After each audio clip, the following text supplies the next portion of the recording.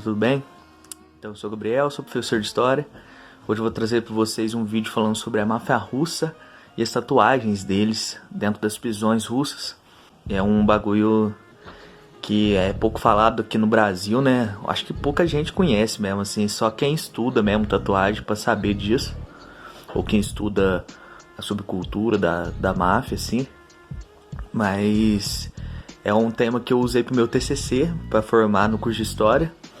Eu fiz mais aprofundado, mas aqui eu vou trazer uma parte boa explicando algumas tatuagens, o porquê que eles fazem elas. Espero que vocês gostem. Clica aqui embaixo para dar o like para nós. Inscreve aí. No final eu vou dar umas dicas de filme para vocês assistir aí. Quem sabe vocês não interessam mais pelo tema. Firmeza? Valeu, é nóis, tamo junto. Vocês já ouviram falar de tatuagem russa de cadeia?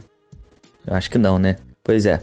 Hoje em dia, no meio da tatuagem, são raros os estudiosos que não conhecem esse estilo.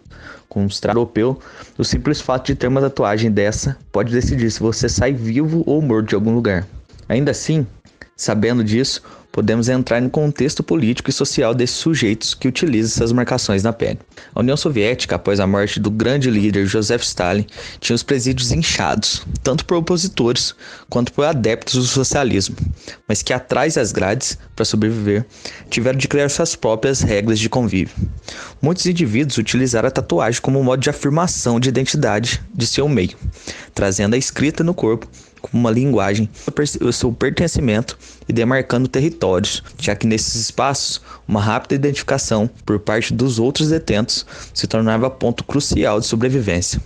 Segundo Arkady Bronnikov, um especialista em prisões da época, a tatuagem nesse contexto assume a forma de uma linguagem secreta, sendo entendida apenas por quem já está inserido nesse meio.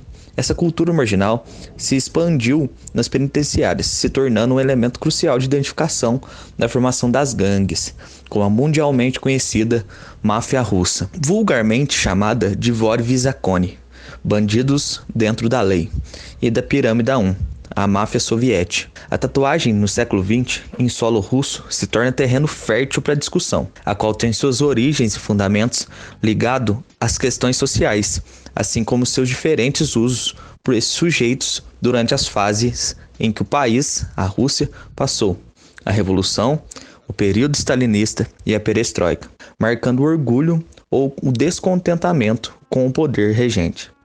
Dessa forma, um carcereiro de uma das prisões, vendo aqueles desenhos e a forma com que tratavam a tatuagem nesses locais, quase que como uma coisa sagrada, resolveu recolher material com os próprios preços, por meio de relatos, fotos e vídeos, e muitas vezes até realizando o trabalho de tatuador, por ter muito respeito entre os presos, fazendo um compilado com todas essas informações. Seu nome era Danzig Baldaev, um soldado de baixa patente, de etnia mongol, que passou quase a vida toda como carcereiro em diversas prisões na Rússia, antes e depois da perestroika. A perestroika, no caso, é o fim da União Soviética. O livro que eu mostrei no começo, o Russian Criminal Tattoo, é um dossiê contendo mais de 750 fotos, códigos, histórias do cárcere, esboços de desenhos das tatuagens nas prisões russas, publicado pela editora Fuel Publishing, no ano de 2004, em 3 volumes. O trabalho foi realizado pelas mãos do fotógrafo Sergei Vasiliev, em conjunto com Arkady Bronnikov, especialista em iconografia da tatuagem, e o próprio Danzig Baldaev. A editora Fuel disponibilizou parte do acervo das publicações na rede, possibilitando o acesso a parte dessa obra virtualmente. Analisando melhor esses desenhos, achamos diversos sinais de uma organização rígida, quase que militar, até pelos termos usados. As tatuagens são tratadas como medalhas, as quais o bandido, o qual chamam de Vor, tem de merecer para receber, ou seja, quase que uma patente de um soldado que cumpriu uma missão em nome da organização. Outro fato é que essa porção de tatuagens pelo corpo é conhecida como Krakzy Ordenami, ou seja, em tradução ao português, é um uniforme de soldado. A realização dessas tatuagens era feita de forma totalmente insalubre, usando cordas de violão ou um meio de escova de dente como agulha e a tinta feita de fuligem de borracha ou papel queimados em lâmpadas, misturadas na urina do próprio sujeito que ia ser tatuado. É bem nojento. São infinitos significados aqui, mas vou explicar alguns para vocês, mais importantes no meu ver, dentro da hierarquia dessas prisões.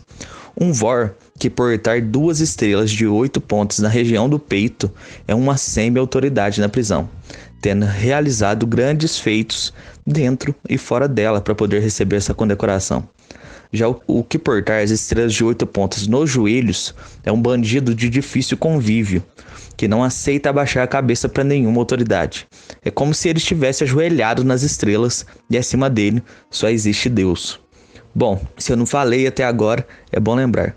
Esses mafiosos são em sua maioria cristãos ortodoxos, e um símbolo muito utilizado é a cruz eslava. Essa cruz acabou sendo adotada pela Igreja Ortodoxa. Cada barra tem um significado. A superior traz a inscrição: Jesus Nazareno, Rei dos Judeus, em grego, latim e hebraico. A central e maior representa os braços de Jesus, enquanto a menor, de acordo com a tradição representada, os 2 ladrões crucificados ao lado de Cristo, sendo que o lado superior se refere ao que se converteu e o inferior ao não arrependido. Outro fato interessante desse código de honra é o que diz respeito aos líderes socialistas da Rússia. Diversas imagens de Lenin e Stalin são tatuadas no peito dos prisioneiros, como forma de se proteger da violência dos guardas. Havia uma crença entre os próprios carcereiros que macular, ou seja, machucar alguém que portava a imagem desses líderes era um crime contra a União Soviética, e os presos se apossaram da ideia. Achei genial. As representações de figuras e símbolos do comunismo, anarquismo e do nazismo nas fotos desses presos não representam necessariamente que o detento era adepto dessas ideologias, mas sim que este era contra o regime atual instaurado e a ordem prisional, a qual lhe privou da liberdade. A única lei e ordem para que um ladrão deve seguir para ser respeitado é a lei dos próprios ladrões, sendo que a ordem política externa está abaixo da ordem social externa, da prisão desses sujeitos.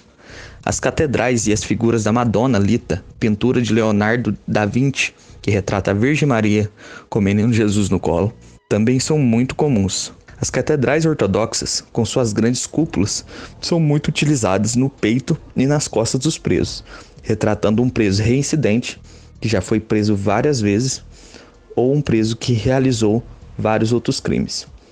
Cada cúpula pode significar uma prisão ou um assassinato. Já as Madonas são muito usadas por presos que deixaram a família para trás.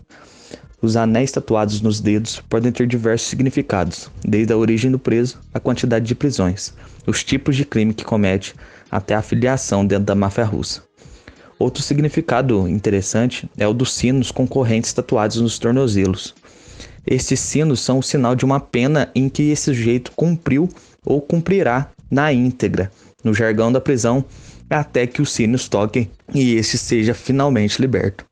Pode-se entender simbolicamente que uma pessoa que carrega sinos nos pés fará barulho por onde passa, não passará despercebida, não importa onde for. Essas tatuagens nos dias de hoje se tornaram cada vez mais incomuns, mas sua prática ainda está viva nas prisões do leste europeu, se tornando não só um símbolo estético, mas sim um símbolo de resistência desses presos. Uma curiosidade é que a música Canção da Partida, de Dorival Caymmi, um brasileiro, é a música favorita dos mafiosos russos.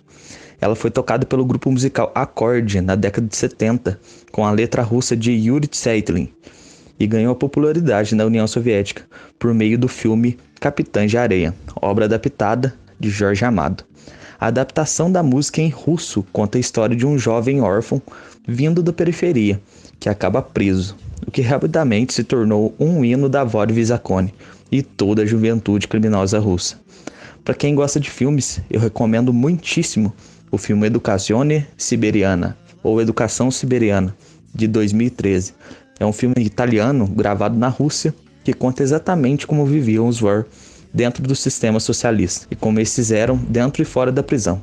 Recomendo demais, é um filmaço. Então, é isso. Muito obrigado e até o próximo vídeo.